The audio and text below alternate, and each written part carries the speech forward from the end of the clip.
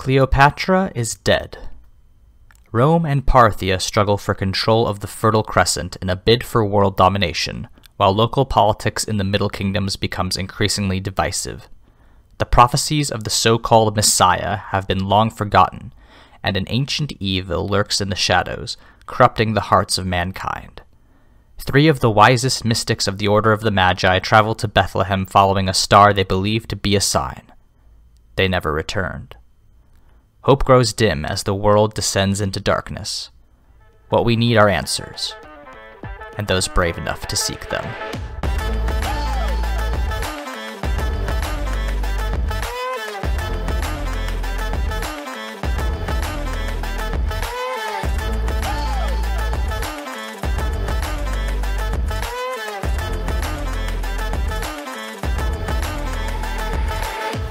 Welcome to Bible Boys, a podcast where 2 ex-evangelical siblings and an ex-Catholic non-sibling watch Christian media and either praise or condemn it.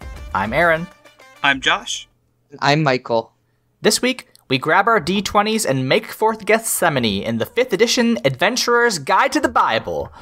Before we meet Jesus' secret disciples, please be sure to rate and review us on Apple Podcasts, like and comment on our video, and follow us on Twitter at The Bible Boys. So... this is going to be a little bit different than our normal episodes because we are not watching a piece of media, we're creating one.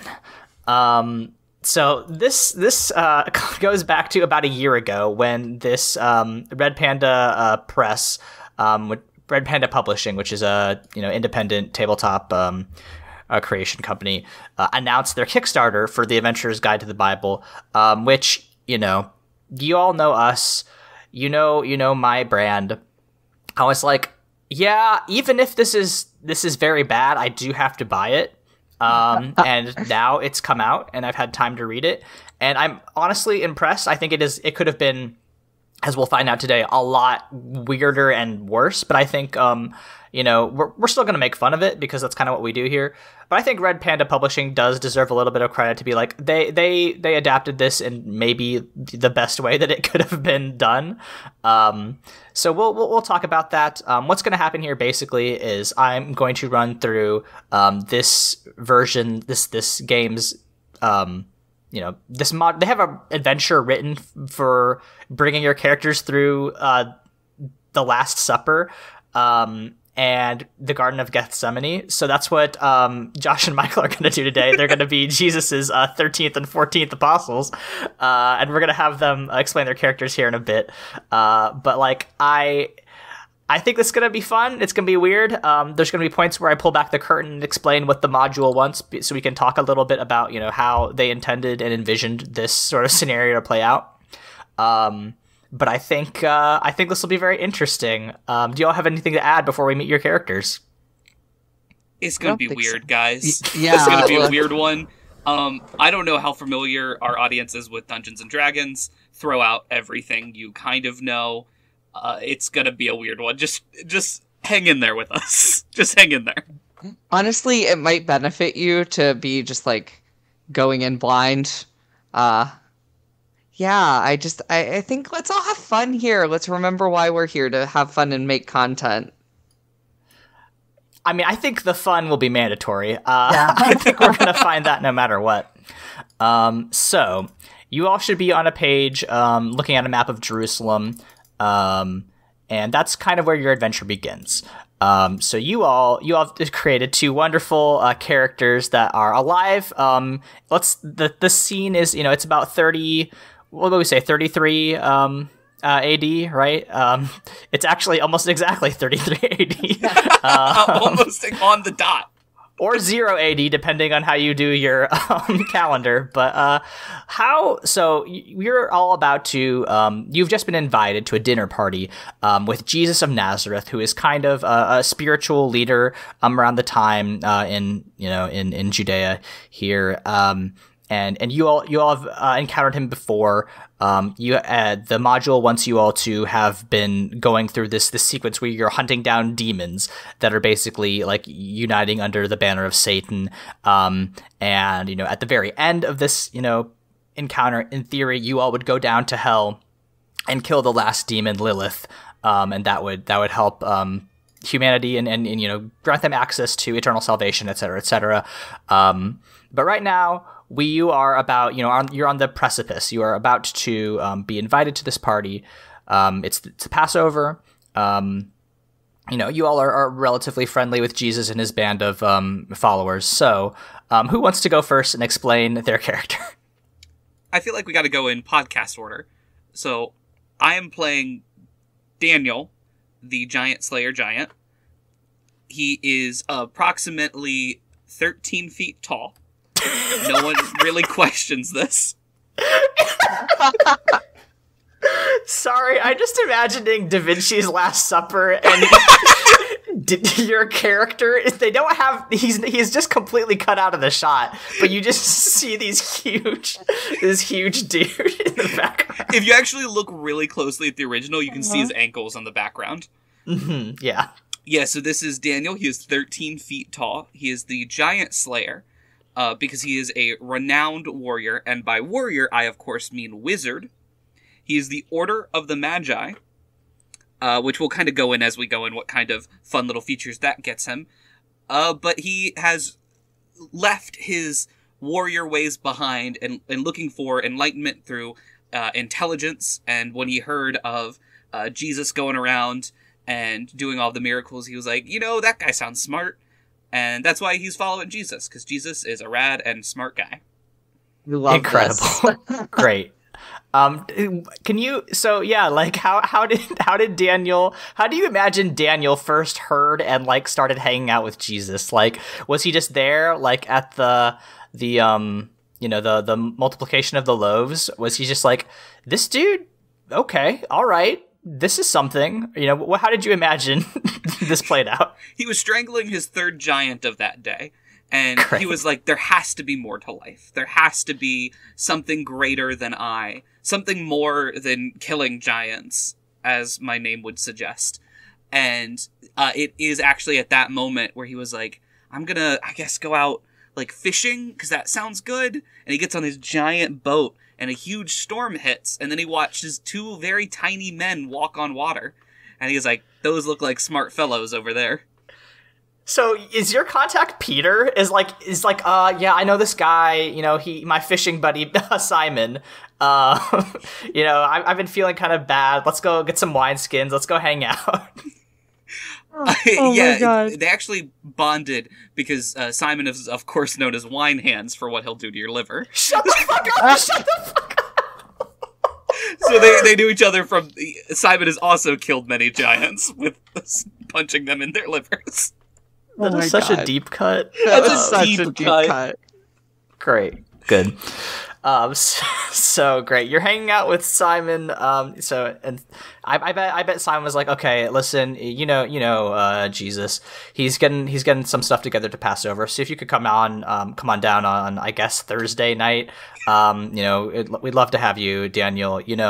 You're such a hit with all the other apostles, the way you do your great party tricks, which is to say, pick us all up in one of your arms, and do your magic tricks. And Jesus loves that. Jesus is always telling me about how much he loves your great tricks. Daniel is currently trying to find an off-ramp for all of the big pickup tricks that he does. So what he does is he brings those Cracker Barrel little mind teaser little puzzles. Oh, okay. And he passes those out as aren't these fun? And no one's really into it. And they're like, uppies. That's the thing. Everybody's trying to put you in that stereotypical oh, he's a giant. He must just be a big, dumb, stupid, strong guy. And then when you're like, look at all these puzzles. Look at these pegs. You can hop the pegs over in a certain order and you get the most points. And they're like, what?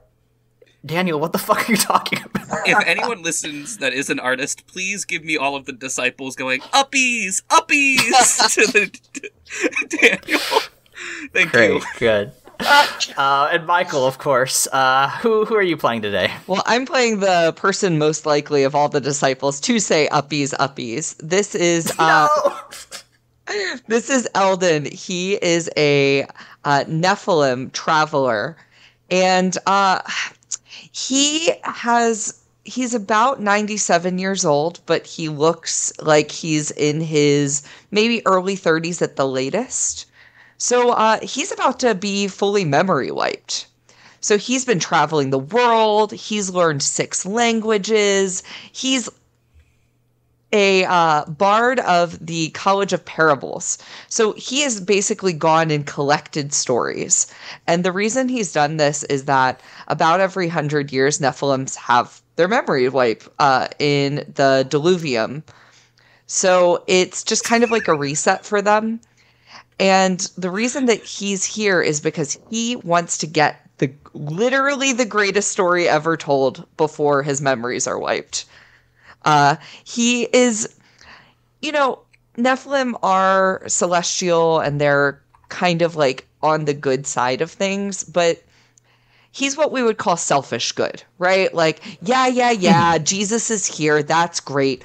But also, I want to be in the room where everything is going on. I want to tell the stories. So he actually sought out Jesus. And he was like, I am hearing stories and I have to be there. So he's actually been looking for Jesus since he was born. He's not great with directions. So he got lost a few times along the way, came up with some stories. Who knows if they're true or false. So when he joins the disciples, he's like, I'm lucky number 13, of course.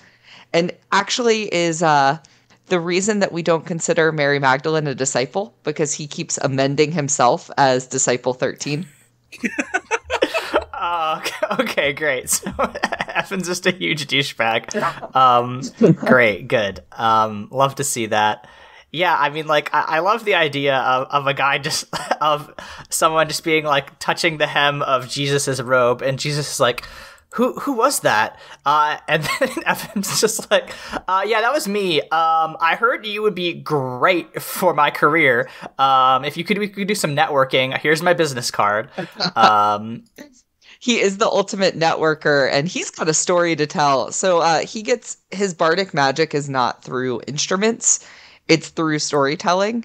And he never lies, but you get the sense that his stories aren't completely true.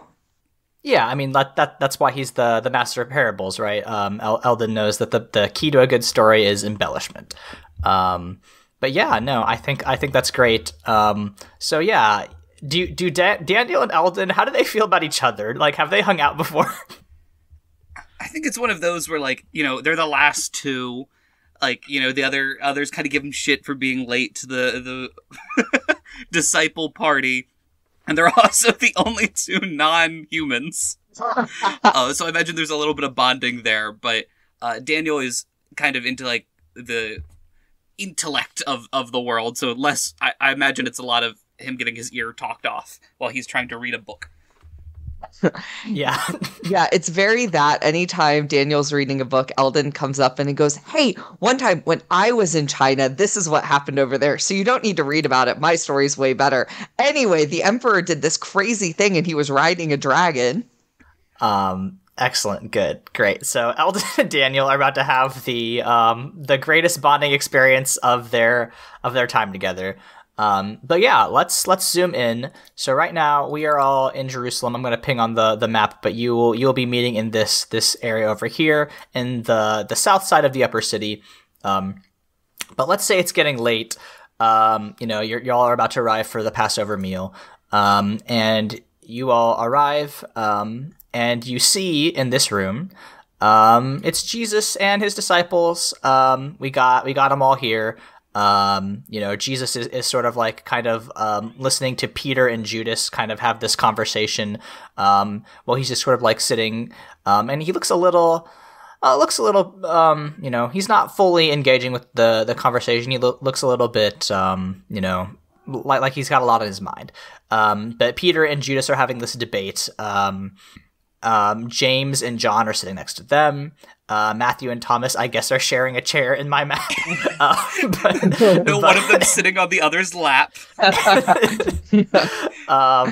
But also, they're sitting across from Mary of Magdala, who is hanging out here, is just kind of bemused at all of these dudes hanging out.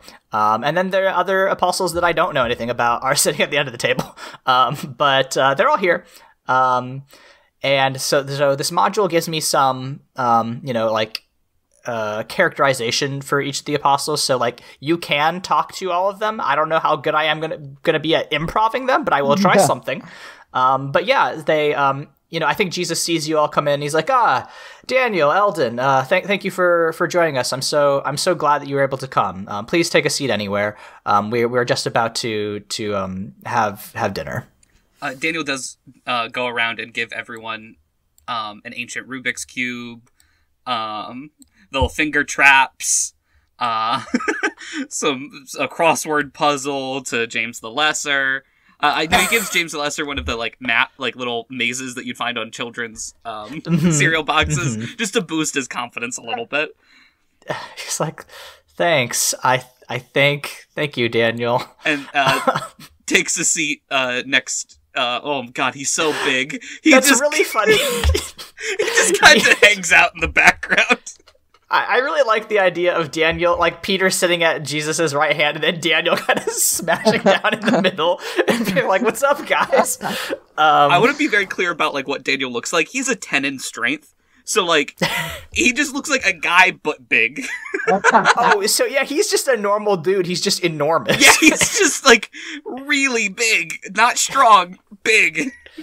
It's just large. That's fine. I love so, that. Eldon, are you gonna squeeze between Peter and Jesus here? Absolutely. So I kind of buried the lead with Eldon as well.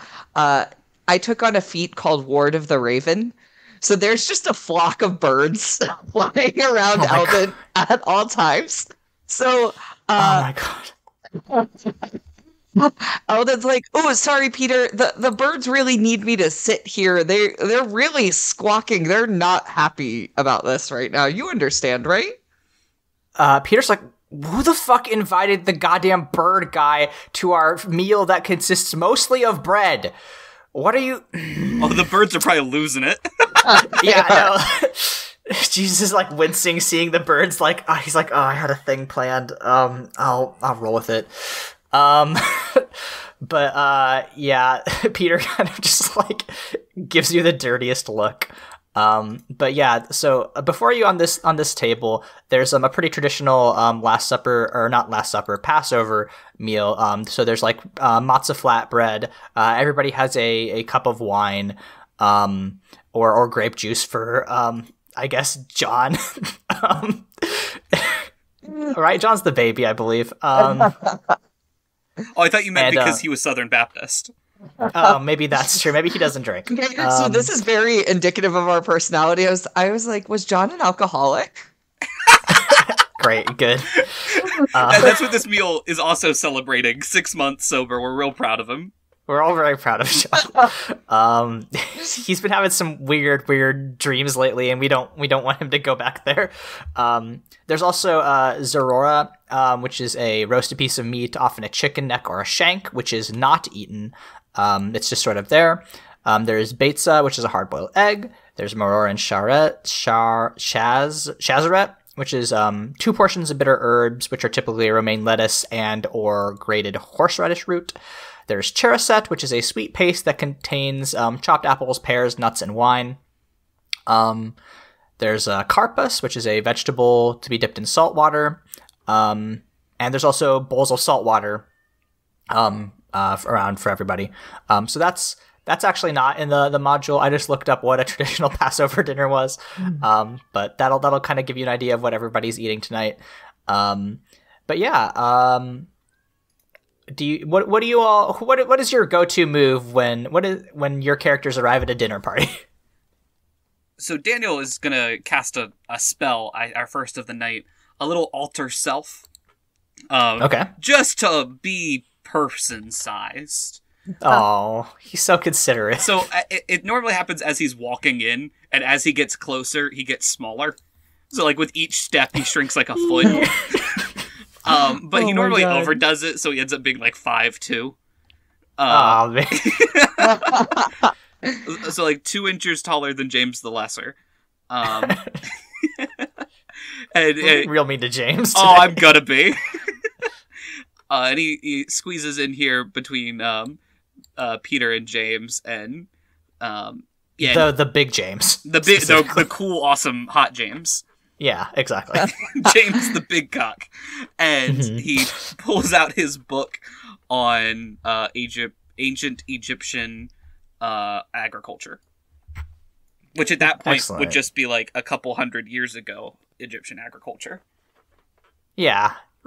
Recent, but not that recent Egyptian agriculture. Agriculture that's still important, certainly. But it's been a while, so maybe not that important. What do I think James the Greater says to you? James summons Zebedee. So James in this module, let's see. His little personality quote is, "Jesus gave me a nickname. It doesn't mean I'm the best or anything. I just thought you should know." Oh, so he's super conceited. Oh no, yeah, he's a dick. So yeah, I think James is just like, "Oh, what's up, Daniel? What you reading?" "Oh, this one here. It is a book on Egyptian agriculture." Oh, agriculture. Yes, I believe they relied heavily on the flooding of the Nile to irrigate their crops. Marvelous people, the Egyptians, very, very wise. It's a shame they're all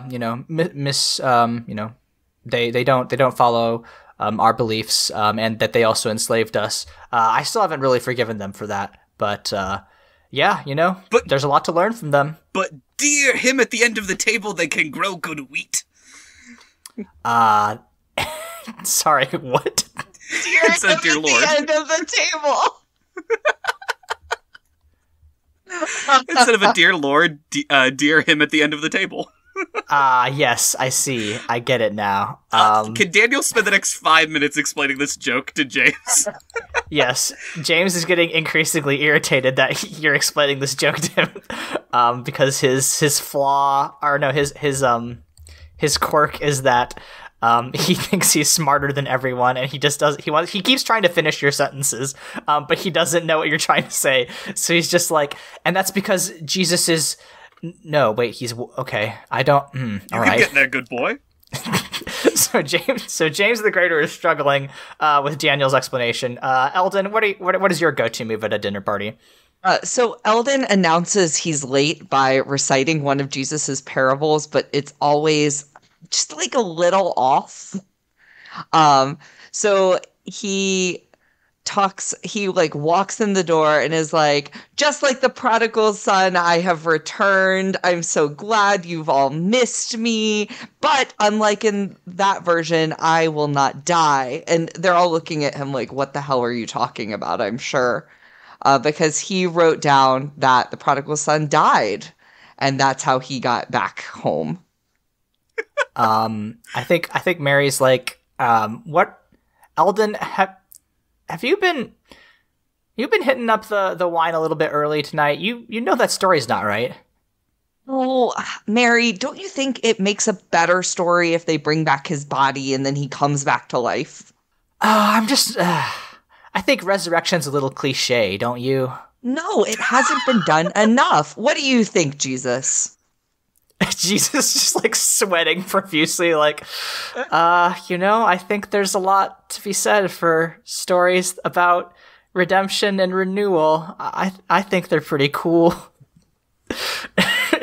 See, okay, this is important, and he takes out a scroll and carves really fast, more resurrection underline. Mm-hmm. I think Matthew is just like, here's the thing though. Have you talked to Lazarus lately? He's weird now. He's like really annoying about coming back from the dead. Kind of being a dick about it. Matthew, did you talk to Lazarus beforehand? He's always been kind of weird. Thomas from underneath him. That's fair. Daniel does lean forward and go, well, remember the week after Simon over here walked on the water, didn't shut up about it. Peter is just like, it's Peter now, and yeah, if you could walk on the water, I think you'd never shut up about it too, because it was fucking sick, and I did it perfectly. I'm just saying the water wasn't that deep. It came up to, my shoulder. I think Judas is like, Daniel, the entire Mediterranean comes up to your shoulder. Oh, yes, that's right. You're all not 13 feet tall. That is on me. Not to be racist or anything. It's just that you're very tall when you want to be. At this point, I think Jesus is like, all right, I've been thinking about something a lot, and I think it's time for us to eat. And what he does is he takes the matzah and he starts breaking it into pieces, and he says, so I've been talking a lot about how, I know there was that, you'll remember a couple weeks ago when I was like, you need to eat my body, otherwise you can't go to heaven. And everybody kind of like nods, like, mm-hmm. He's like, well, holds up a sign that just says cannibalism ? In his notes. Jesus is like, well, this is what I meant. This is my body broken for you. And he begins to break the matzah and sort of pass it around. And he says, like, whenever you gather together, do this in remembrance of me. And similarly with the wine, he takes the cup and he says, this is my blood, the blood of the new and everlasting covenant. Drink this in remembrance of me. And you can see a couple of the apostles visibly relaxing, being like, oh, so not literal. That's good. Daniel does kind of like stick up a finger and go like, but this is supposed to be a metaphor. So, like, in the future, when we do this, the blood and the body, that isn't, like, real. The bread doesn't turn into you once we eat it. Right? Eldon furiously writes down, bread turns into flesh. I want Aaron on fucking... I'm nailing Aaron down to his beliefs. Peter's like... I think both Peter and John are like, actually, no, it sounds cooler if it's literally flesh. I agree. Oh, we'll settle this in about 1,000 years. Yeah, probably, definitely.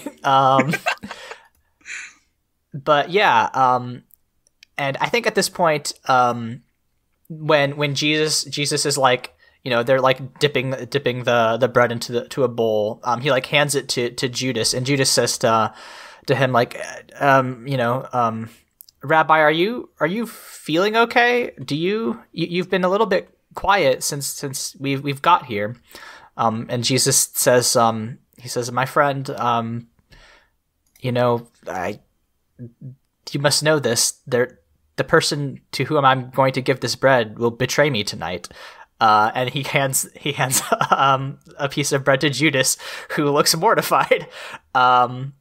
And I don't know if everybody at the table notices this, but I feel like Peter and maybe James kind of like look at each other and look at Judas.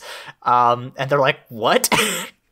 And then Judas is like, Rabbi? And then Jesus is like, go now and do what must be done. And Judas stands up from the table and disappears. Can I do an insight check, a D&D thing?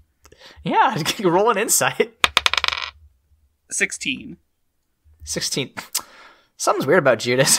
I love that Eldon just instantly, you guys can't see this, instantly took his chair. Was standing chatting to Mary Magdalene and James, and like does not say a word, gets up and goes and sits next to Jesus. Matthew is about to stand up, like get up off of Thomas. It's like, oh, damn it. Okay. Does Matthew sit back onto Thomas? Yes. Thomas is like, well, oh no. Okay. Can I insight check them to see if they're doing this as like oh no, we have to sit on each other's laps. That sucks. Dang, we hate it. A gay check, if you will. Yeah, a gay check, yes. Mm-hmm. Mm-hmm. After dinner is done, I think Jesus starts going around and washing the feet of the apostles, and saying, like, you'll understand why I'm doing this, in due time. What do you all say anything to Jesus when he comes to wash your feet? Yeah. So, Daniel's gonna bring up a recent survey that he found of the certain percentages of men. Let me do this in voice. Did you know that approximately only 40% of men wash their feet in the shower? Completely unacceptable. Hygiene is crucial. Jesus says, well, my friend, that's very interesting. What is a shower? Oh, it's something I've been working on. You see, you take a bucket and you pour it over yourself. and then you're clean. That makes sense for someone as tall as you, but I feel like the rest of us aren't high enough off the ground to get enough of pressure to make that effective. Oh, you see, I have a bucket with holes in it, and I would hold it over your head approximately 14 feet in the air, and allow it like a simulated rainstorm, instead of using magic such as prestidigitation, which could just clean us instantly. Yeah, that's what I've been doing, but you prestidigitating my feet? What? Are you prestidigitating my feet? If you would prefer that, I could definitely do that too. I don't think Jesus and Daniel have ever really gotten along. It's weird. Jesus has this whole Messiah complex, and Daniel has a lot of advanced knowledge that Jesus is frustrated he doesn't understand. Jesus isn't huge on giants yet. No. He had an ancestor. One of his relatives got in a big fight with a giant. It didn't end well. I wonder what that ancestor's name was. Da, da, da. You have to join us for episode 2 to find out who that was. I bet there's stats for Goliath in this book. What does Eldon say when Jesus washes his feet? So Eldon is like very effusive towards Jesus because like this is literally now end of his life. He's like facing his own mortality, but he doesn't realize what he's saying. He's like, look, Jesus, I have to tell you, I know I can get a little in my work sometimes. You get it, right? Like 100 years on earth, like gotta make or break, best time, quick, you're gonna forget everything the minute that you just flash into a ball of light. I've done it so many times at this point. But there's something about this time, maybe it happens every time. I'm just really confronted with my own mortality. Do you know what that would feel like?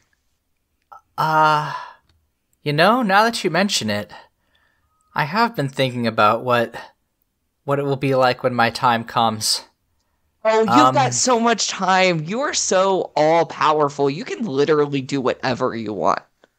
Yeah, whatever I want. Definitely. It's all up to me. Yeah. Great. He's now writing, Jesus was a little shy. I think after this, he's like, actually, do you all want to go for a walk? I think the Mount of Olives is lovely this time of night. If you all would come with me. Oh, I love an after-dinner olive, so yeah, let's go. And Daniel's like, yes, I believe I have approximately 30 or 40 more seconds before I am 13 feet tall again, and I would like to be outdoors for that. Daniel runs outside before he takes the ceiling off this place. The entire time he was wearing what looked to be like blankets because his clothes didn't change. That's true. It's incredible. But yeah, so you all, after dinner, you all go down to the Mount of Olives, which is a place that you all are presumably familiar with, but in particular, there is a garden there. And the rest of the group is heading out towards Bethany, where everybody's kind of just like hanging out near some fig trees. But like it seems like Eldon's question kind of bothered Jesus more than Eldon had really intended. And as he's walking through the garden, he says, Eldon, I've been thinking a lot about what you've said. And he also gestures to Peter and James and John and David or Daniel. And says, if you all could come with me for a moment, I would like to be, if you could just keep watch with me for a while, I would really appreciate it. Eldon is going to instantly elbow Daniel and be like, we made it. We're the inner circle. We did it. Finally, we get rid of the jabronis. Excellent. I was really scared that I was going to get the lesser added to my name. Jesus does that sometimes, and it's really mean. I get it. There's a lot of dudes. Listen, you're gonna have some overlap. It's hard. So yeah, you all go out into the section of the garden which is called Gethsemane, and he warns you all. He says, I fear a great evil is descending upon me. I'm going to pray. If you all could keep watch, I will speak with my father, and I'll try to obtain some guidance for the trial ahead. And Peter and James and John are all kind of like, this is weird. What do you all think we should do? Peter, James, and John look at the party for guidance. So I think this is the same exact story that I heard one time about the faithful servant. And we all know that a faithful servant does eat olives while their master is sleeping and praying. So I think we should all take a quick little olive snack and keep ourselves strong and ready to fight this great evil Jesus is talking about. And so this serves two functions. This is Eldon's inspiring proverb. So Great. he has emboldened his allies with a simple phrase. So one of the bardic inspiration points is used, and he calls out to his friends, reminding them of a meaningful phrase or moral of a story. And four creatures within 60 feet of me gain temp hit points, and yeah, they're all like weirdly feeling good about it, even though maybe they shouldn't. John's like, I don't know that that's the story that the master told us, but I do kind of feel better about it hearing you say it. Thanks, Eldon. Of course. So here's where I'm at. Jesus just told us a great evil is about to come upon us. So I think Daniel is going to try to bring in a little bit of help. And I'm tempted to use the spell Summon Greater Demon. What the fuck? I'm sorry, what are you doing? Why would you do that? I think we gotta use the evil to fight the evil. Daniel, say this out loud. If I bring a demon here, then that demon can fight the evil that's coming, and then only evil loses. Actually, Daniel, that's brilliant. I have always been saying you've got to fight fire with fire. It's a classic saying. John is like, doesn't the master advise us to love those who persecute us and to turn the other cheek? Yeah, and I'm loving this demon. That's okay. I guess cast the spell Summon Greater Demon. You are a 9th level wizard. Yeah, I think what he is going to do is like kind of. Yeah, he's going to think about it a little bit more, and he's instead going to choose to. No, this is really funny. He's going to summon a demon. I'm going to stick with my guns. He's going to summon a demon. He's got to summon a demon. Okay, what demon do you summon? I mean, it's got to be Abaddon. So Abaddon's in this game. Is he a greater demon? He's something. Let me fucking find his stats. Okay, God. So we have to give some important background here for our listeners. One of the first interactions Aaron and I had is he was kind enough to put together a very fun D&D campaign in which I played a character named Abaddon that was eventually possessed by that world's Satan. So this is a little callback for me from me. But the problem is that Abaddon is also a boss monster in this module. I can't wait for those Romans to get their asses kicked. This will be something. We all thought it was bad when Peter cut off one of their ears. Wait until a demon eats them. Those who live by the demon die by the demon. Yeah, this will be something. I guess you summon the demon Abaddon, who was once a celestial creature and a powerful force for good in the world. Abaddon the Destroyer now seeks only destruction. After the fall, the angel once known as Abaddon became bent on wrathful vengeance toward the hierarchy of good that he once served. He is a walking plague. A swarm of locusts born of violence trails behind him like a cloak. So this guy shows up, I guess, and says, "Who has summoned me?" "'Tis I, Daniel." Oh, hey, Daniel. Hey, how's it going? Yeah, it's been a minute. I know your true name, Abaddon. Yes, I speak it. I command you. You've defeated me in a game of wits. The challenge of getting what's that game where you put 4 in a row? Connect 4. Yes, you connected the 4 stones in such a way that I was bound to your service. You always forget the name Abaddon. It's quite funny. Listen, I was very bad at the game. I challenged you to any game of skill, and you picked the one that I didn't know had been invented yet. So you got me on that one. That's how we do. How are the kids? It's hard keeping track of 100 trillion swarming locusts, but it's worth it. So while this is happening, Eldon's ravens are losing their shit eating these locusts. Abaddon's like, it's fine. I've got so many. They kind of eat each other at this point, I would assume.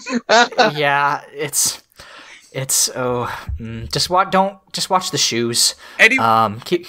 Anyway, we're camped out here, and apparently a great evil is upon the land coming towards us, so you're gonna fight that if that shows up. Oh, you mean my boss? Your boss is in town? Yeah, Luce? Yeah, you've told me about him. He passed you up on promotion last month. Yeah, fucking asshole. Oh, shit. Yeah, I mean, yeah, no. Fuck that guy. I'd be happy to, listen, I'm ready to, you know me, I'm a demon. I'm all about revenge. Yeah, and hey, backstabbing is the best way to get to the top for demons. Mm-hmm. That's what I'm always saying. So if you that's see why Lucifer, my back is always watched. If you see Lucifer, stomp his ass. All right. Yeah, for sure.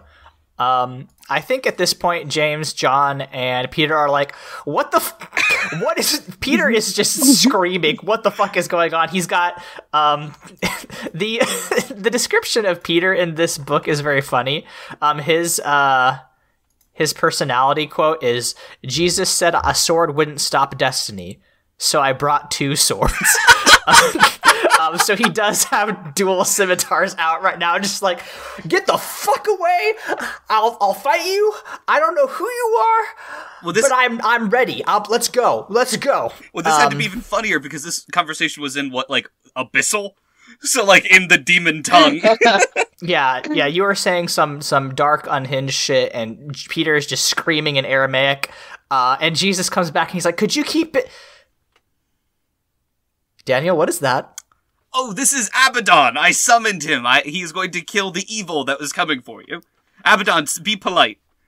Abaddon's like, oh, yeah, I used to work for his dad.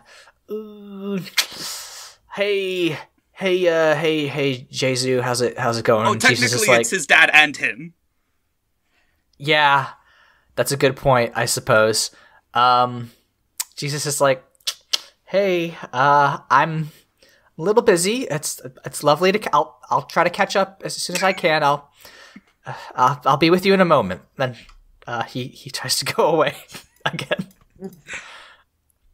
And I'll just set up some Connect 4, but it's constant. I'm imagining it's Abaddon constantly trying to be like, and this round's for your soul, and Daniel just going like, we'll make it for a gold coin. Yeah. What is Eldon doing anything while you all keep watching?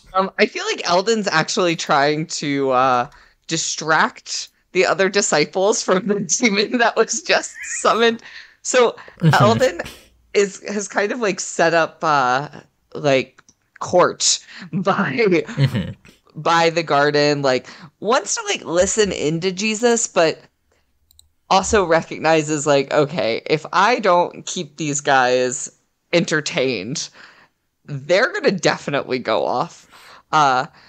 So this is when he's going to tell the disciples about the story of how God hates figs.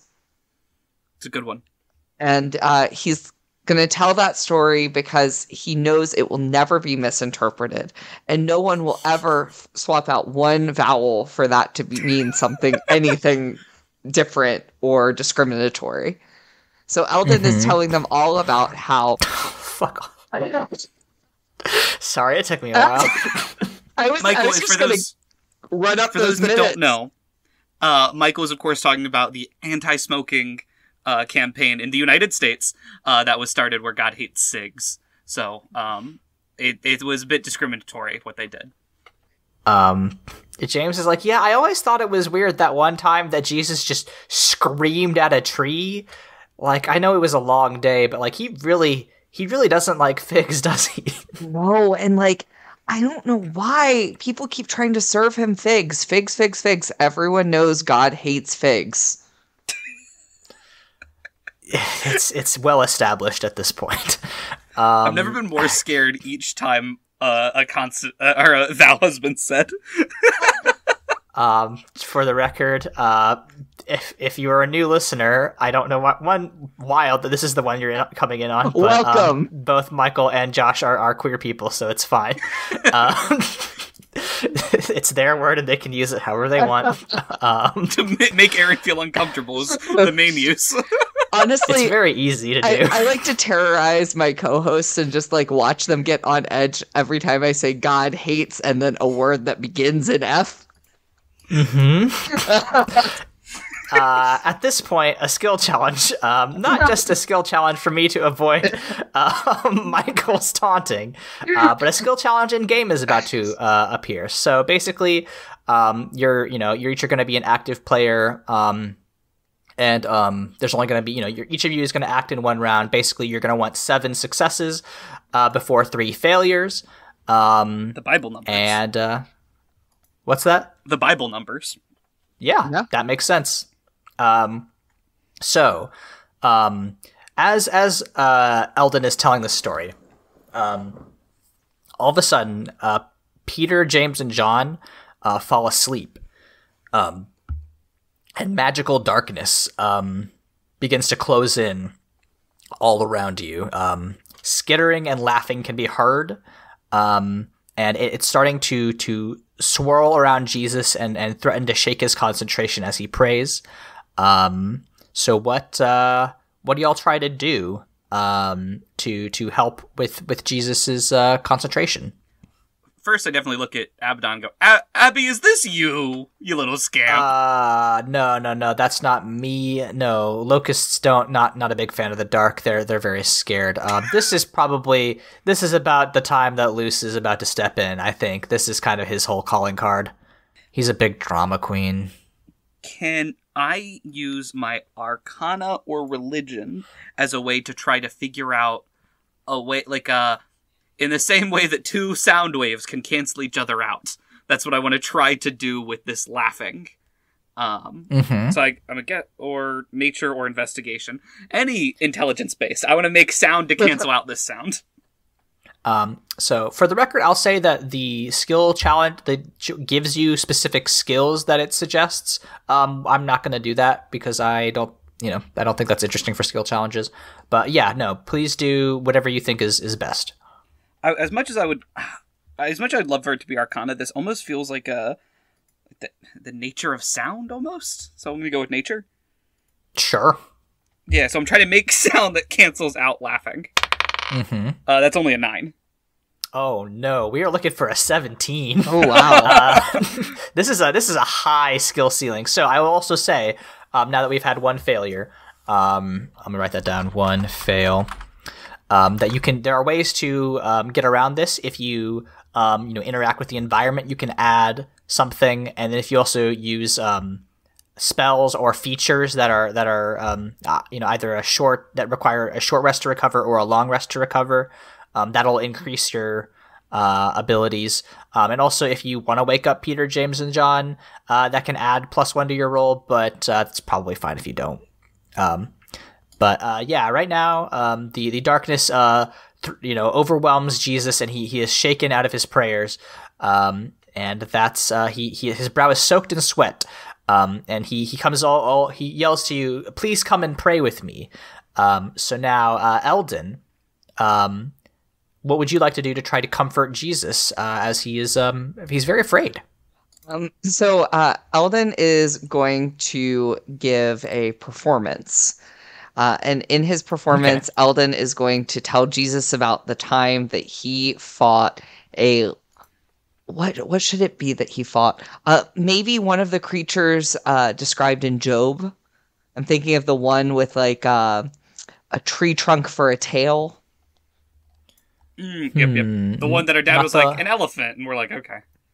Not the Leviathan? Not the Leviathan. This one is unnamed, but it is it's described as like a creature with a tree trunk for a tail. So Eldon is basically coming over and being like, if I could defeat this great beast, you can defeat your literal demons. Excellent. Go ahead and make that check. And I have a +13 in performance, so that's a 22. Shit. Yeah, no, Jesus is like, you're right. If you could defeat such a ferocious monster, I can do this. Thank you for your inspiring words as always, Eldon. Eldon is sweating, thinking, did I just lie to God? It's fine. He knows, but he appreciates it nonetheless. But yeah, so that's what happens now. So you have 1 success and 1 fail. So that's good. Round 3. All of a sudden, flitting in silently from the darkness, a bunch of night spirits come to terrorize Jesus, and they look like this. Oh, I love those. Oh, they're so cute. Yeah, no, the art in this book is pretty good, I have to say. The night spirits attempt to retreat into the darkness to find Jesus's worst fears and bring them to their master. So whoever is the active player, which I believe is, at this point, back to Daniel, you have 1 round to attempt to kill all 6 night spirits before they escape. If even 1 spirit is left alive at the end of the round, you will get a failure. So how are you going to handle this? First, I'm just going to kind of look at Abby and be like kind of gesture with my head, like, And Abby's like, yeah, I suppose I can handle this one. Let me pull up his character sheet and see if I can find some wild shit. I'll have to scroll through the table of contents. What, you mean you didn't have this exact... No, I didn't have this prepared, Josh! That's kind of weird, man. Huff my shorts. So let's see. What's a good... I mean, he does just have insect plague. That's kind of... It's a little on the nose, but yeah, I guess he could just do insect plague. So yeah, Abaddon raises his arm and says, well, go get them, my children. And a 20-foot radius sphere centered on... Unfortunately, it will be centered on Jesus because they're all surrounding him. But yeah, they all have to make a... Constitution save. Abaddon's con save modifier is, of course, you're going to be rolling to beat an 18. And these guys, what are the Night Spirits stats? They are not incredible. Their con is +0. And also, they'll take half damage anyway. So the Night Spirits are all eradicated as Abaddon's locusts, slither and swarm and tear them to shreds. So you have easily overcome the Night Spirits. Jesus, chooses to make his save. Jesus actually doesn't have stats in this game. I've been talking about this for a while, but the creators of this were like, it's a little weird to be statting out God, right? And you know what? I think that's a good call. Yeah. So I'm just gonna give Jesus like unlimited legendary resistances. So he just auto saves. And he's like cutting it a little close, but I appreciate it. Thank you, Abaddon. Daniel's gonna look over and be like, if you keep this up, you might be able to get your job back. Jesus is like, let's not make promises we can't keep. But you're thinking about it, and that's the first step. Now, illusory snakes begin to slither in from the creeping darkness. Eldon, what do you do to figure out what's going on with these snakes? Huh. So they're illusions, right? I'm realizing in reading this that I wasn't supposed to tell you that. So now they're real. One moment, because I think I'm going to be casting a spell. Excellent. I just have to figure out which one. I'm going to go ahead and shatter them. Okay, very good. You get advantage on this roll because I believe Shatter is a level 2 spell. Yes. Yep, so you have advantage on this roll. So would it just be like a spell attack or... I would say, roll a spell attack. I think that's probably good. So 27. Yeah, that'll do it. The snakes begin to slither towards Jesus, and then just a big explosion happens, and they're all thrown back, and they disappear into puffs of smoke. And Jesus gives you a thumbs up, and he's like, "Good one." It's very good. But now, an attractive young man wearing all black appears in front of Jesus. And he says, he's laughing at Jesus, and he says, "What's the matter, chosen one? Your own followers can't even stay awake to pray with you?" And he casts another sleep spell, to make, I guess Peter and James and John are like trying to get back up after the big explosion and the horde of locusts, but then they're immediately put back to sleep again. And then he laughs again, and he says, "Abandon hope. It is only a matter of time before even the strongest among you bow to me." So I think this is actually going to be Daniel. You're going to have to make some sort of check to resist Satan as he tries to use telekinesis to make you bow to him. Ooh, okay. So with that, like, I get to like pick a way that I'm trying to resist, or is this a saving throw? You pick a way. It's whatever you think you want to use. You can use a skill. You can use a spell. Whatever you think is interesting. So I want to banish Satan. Interesting. I want to cast a banishment on Satan. You can definitely try that. Banishment is a level 4 spell, correct? Yes. Okay. So, what does it look like when you try to banish Satan? It's very similar. Like, I brought one up, I'm putting one down. Like, take a demon, give a demon. One in, one out demon policy. That makes sense. That just makes sense. That's what Daniel yells. "One demon allowed," and he pulls up a little sign that says only one demon within 400 feet. Mm-hmm. Yeah, and your spell, because it's a 4th level spell, it automatically succeeds. And Satan, he just vanishes.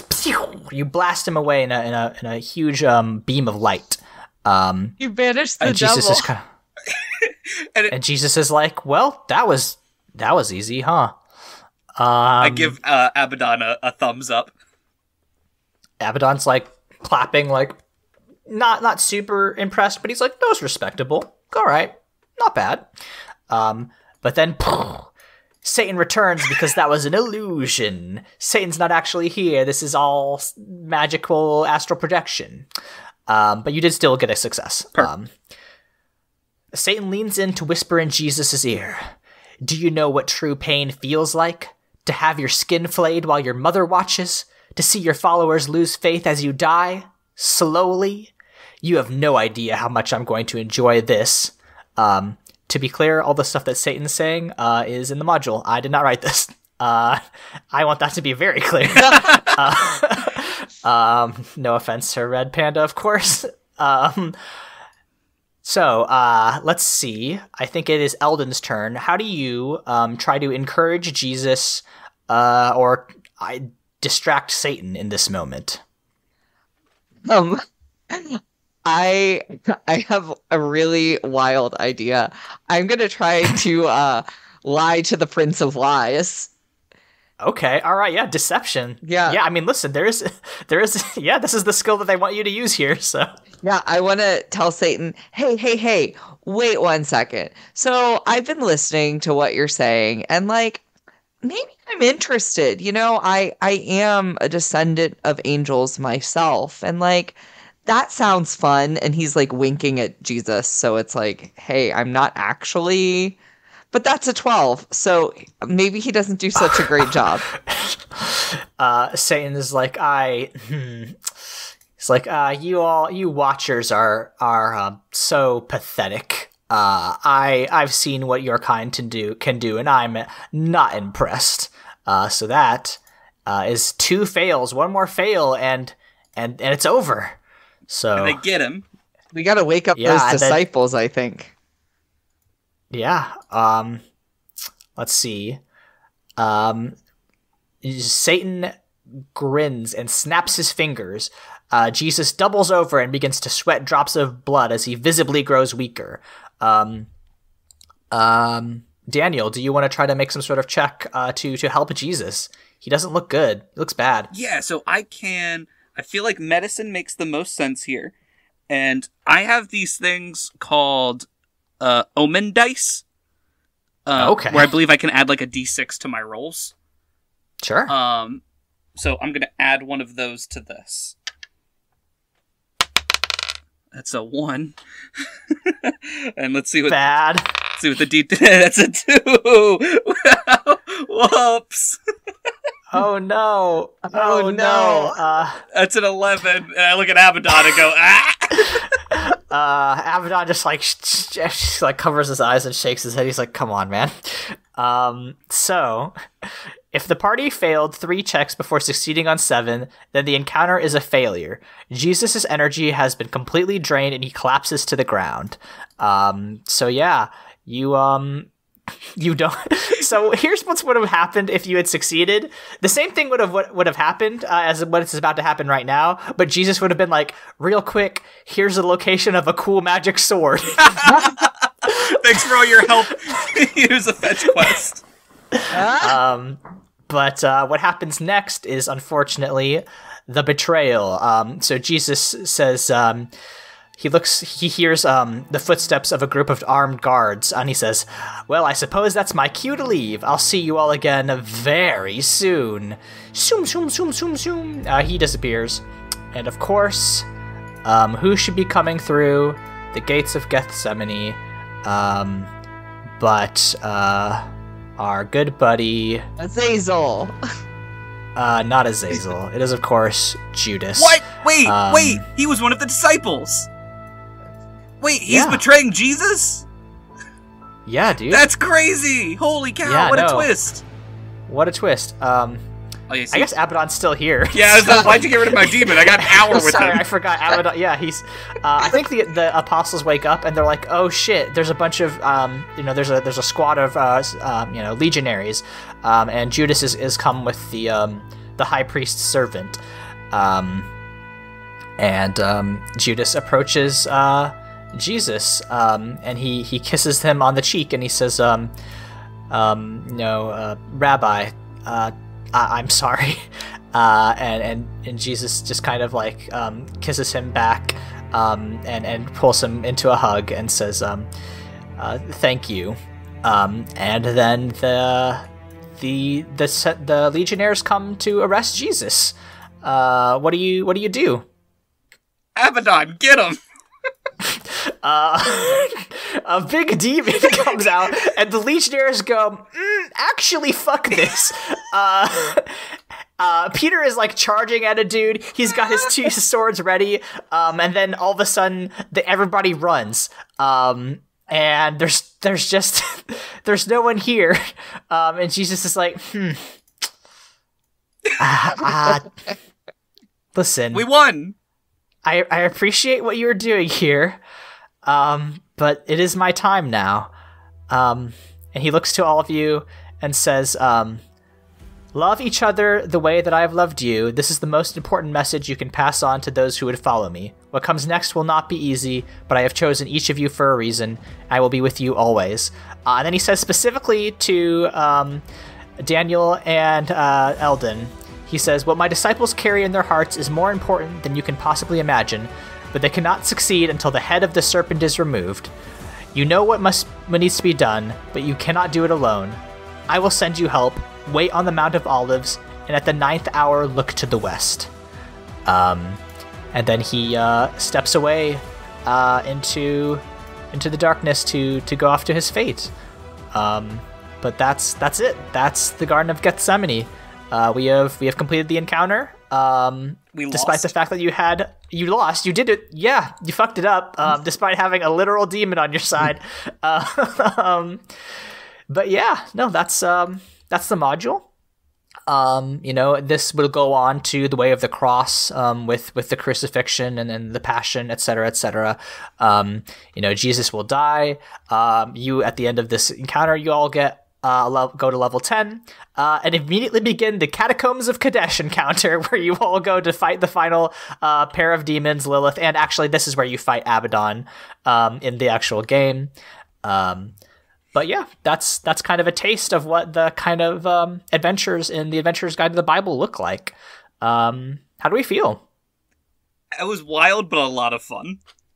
Yeah, I mean, like, no shade to this great group. I think that you made my penultimate, like, standard for biblically inspired D&D campaigns, but this was a lot of fun. Yeah, it's, I think the writing is a little clunky, a little bit much at times, but I do think they kind of get at the spirit of what they're trying to do here. And I think that, like, would you say you they get at the Holy Spirit? I would not. No. I'm so mad we didn't get one more round, because I was going to try to convince Satan that this is actually the Holy Ghost and not Jesus, to get him confused with the Trinity. And he would have been like, "Oh shit, hold on, let me get my fucking epistemological glasses on and figure out the difference. Let me pull up my chart." Yeah, okay, so metaphysically, so he is God, but he's also a man, so I don't know if that's right. But yeah, no, I think this is an interesting module. My whole deal is, like, I kind of wish people wouldn't rely on 5e. I do not think that telling a story about the Bible, especially with Jesus, is the right way to do any sort of religious story. I think there's probably better systems for that. You're telling me you shouldn't be able to summon demons? I mean, yeah, that kind of, right? Your ability to summon demons kind of breaks the whole facade, right? Yeah. Like, maybe if you're doing a religious retelling, you shouldn't do it in a role-playing game, but, that's kind of why I bought it, because of this absurdity. I think it was fun. I'm glad we walked through it. But yeah, that was a good time. Do we have anything we want to talk about before we close? No, I think I agree with you wholeheartedly that, like, this being in 5e is an interesting decision. I think it's done because D&D is very popular. Yes, 100%. And I think that, like, this could have...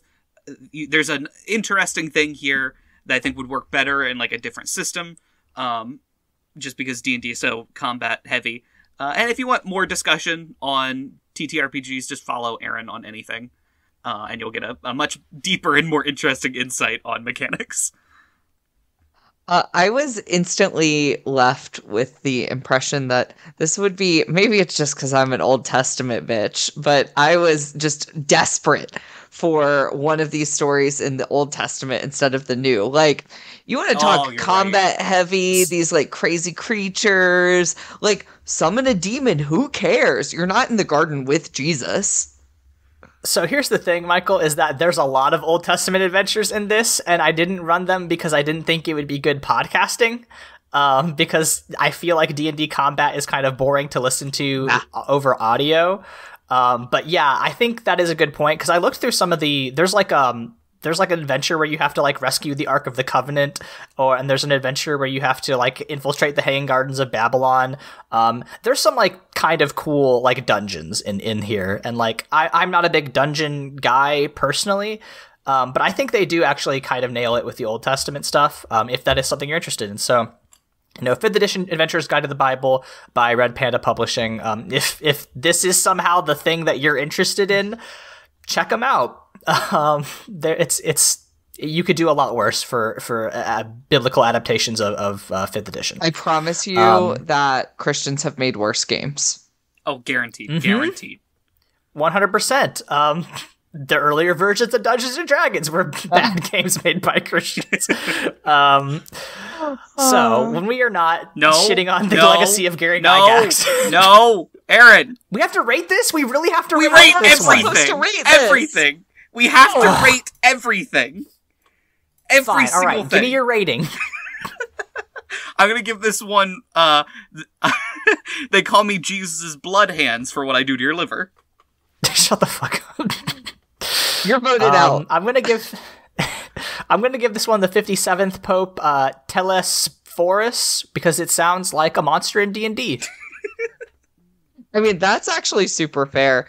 I am going to give this one, I think 3 out of 5 kiss your friends, because Jesus did tell us to love everyone like he loved his disciples, and did notably kiss all of them. Smooch the boys.